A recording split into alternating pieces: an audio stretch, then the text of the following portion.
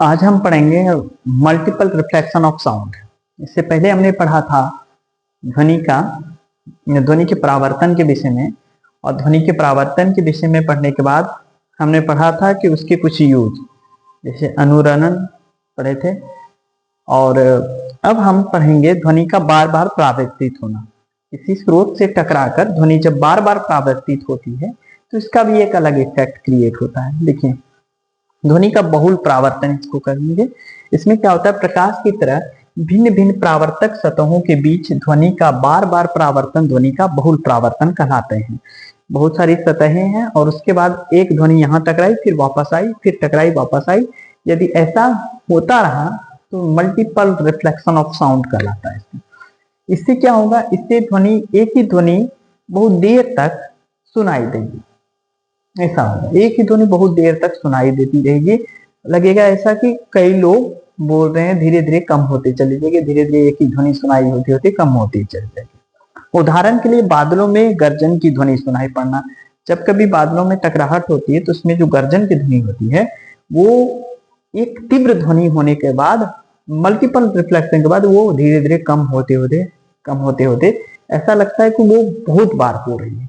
लेकिन ये किसके कारण होता है? मल्टीपल रिफ्लेक्शन के कारण होता है। वहां उसके दो पहाड़ों के बीच बोलने पर ध्वनि का पहाड़ों के बीच बार बार परावर्तन होना। जब दो पहाड़ों के बीच में बोला जाता है ध्वनि, आप कोई भी एक साउंड बोलते हैं, दो पहाड़ है तो एक पहाड़ से टकरा के दूसरे पहाड़ पर टकराती है, फिर ये वापस रिफ्लेक्ट होती है। ऐसा होते होते आपको लगता है कि वो ध्वनि कई बार आपको सुनाई दे रही है, लेकिन ये होता है किसमें? मल्टीपल रिफ्लेक्शन के बारे में।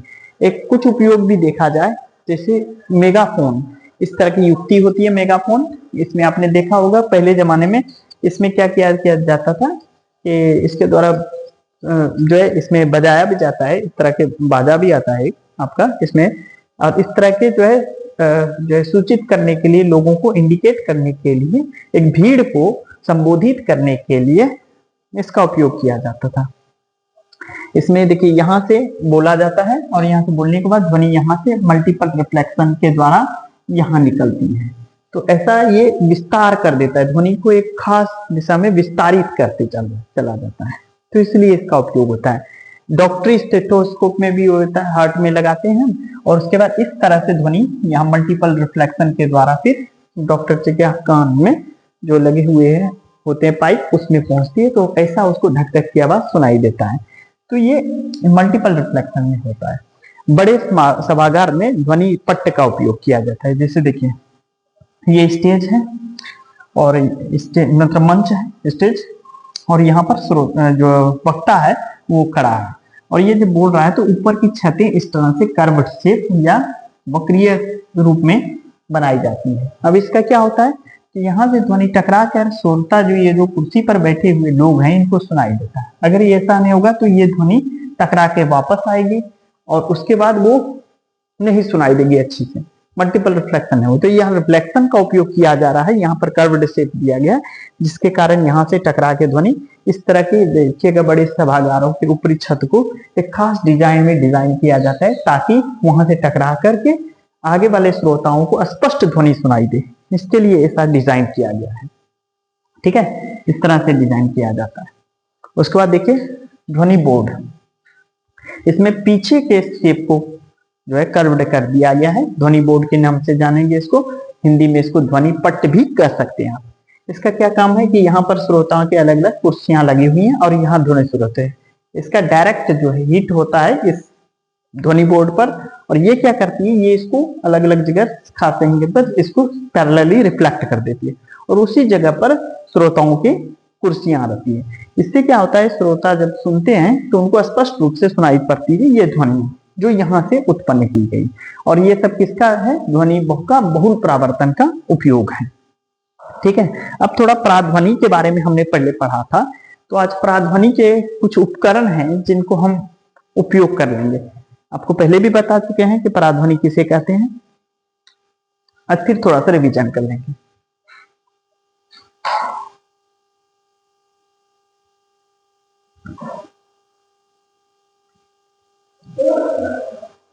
पराध्वनि का उपयोग पहले सोनार में, साउंड नेविगेशन एंड रैंगिंग। इसका फुल फॉर्म होता है साउंड नेविगेशन एंड रैंगिंग।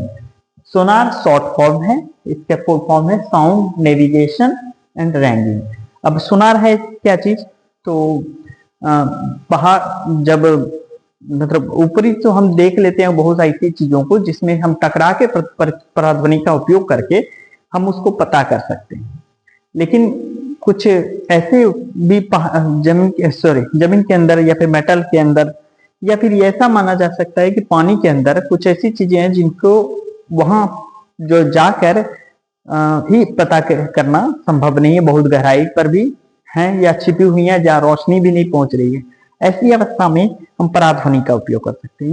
ये पराध्वनि क्या होता है, पराश्रव्य ध्वनि का उपयोग कर सकते हैं। तो पराश्रव्य ध्वनि क्या होती है, पराश्रव्य ध्वनि आपको बताए थे कि ध्वनि तीन प्रकार के, श्रव्यता के आधार पर तीन प्रकार की होती है। एक होता है जिसमें ध्वनि की जो है आवृत्ति जो होती है वो 20 हर्ट्ज से कम होती है। जब ध्वनि की आवृत्ति 20 हर्ट्ज से कम होती है तब हम उसे अवश्रव्य ध्वनि कहते हैं। और यदि 20 हर्ट्ज से लेकर 20,000 हर्ट्ज के बीच की ध्वनि है तो हम उसे ऑडिबल साउंड कहते हैं, मतलब श्रव्य ध्वनि के नाम से जानते हैं, जिनको हम सुन सकते हैं। इसी तरह 20,000 हर्ट्ज से ज्यादा की ध्वनि होती है उसको हम प्राश्रव्य ध्वनि कहते हैं, जिसको हमारा कान नहीं सुन सकता अच्छा से, मतलब जिसके बारे में अच्छे से हमारा कान जो है अनुमान नहीं करता, हमारे ब्रेन को वो अच्छी तरह से संवेदनाएं नहीं जाती हैं, या फिर अगर जाती भी हैं तो हम उसको समझ नहीं पा रहे होते हैं। सोनार एक युक्ति है जिसमें जल में स्थित पिंडों की दूरी, दिशा तथा चाल मापने के लिए पराध्वनि तरंगों का उपयोग किया जाता है। या फिर अंदर में कोई बहुत बड़ी चट्टान है या कुछ भी ऐसी चीज है जो है अंदर में मतलब समुद्र के अंदर स्थित है और हमको पता लगाना है। या फिर जल में कोई भी पिंड मौजूद है उसको, इसमें क्या किया जाता है, इसमें एक साउंड को भेजा जाता है पानी के अंदर और वहां से टकरा करके फिर एक रिसीवर होता है जहाज के नीचे, वो रिसीवर रिसीव करता है। एक से भेजा जाता है प्रेषक के द्वारा और दूसरा रिसीवर होता है रिसीव करते हैं। वो संसूचक जो रिसीव करता है, रिसीव करके और फिर उसको जो विद्युत संकेत में बदल दिया जाता है ना, इलेक्ट्रिक सिग्नल में बदल दिया जाता है और फिर हम पता करते हैं कि वो चीज कितनी दूरी पर है। इसके लिए एक फार्मूला भी हमने उपयोग पिछले दिन ड्राइव किया था कि V बराबर 2D/T।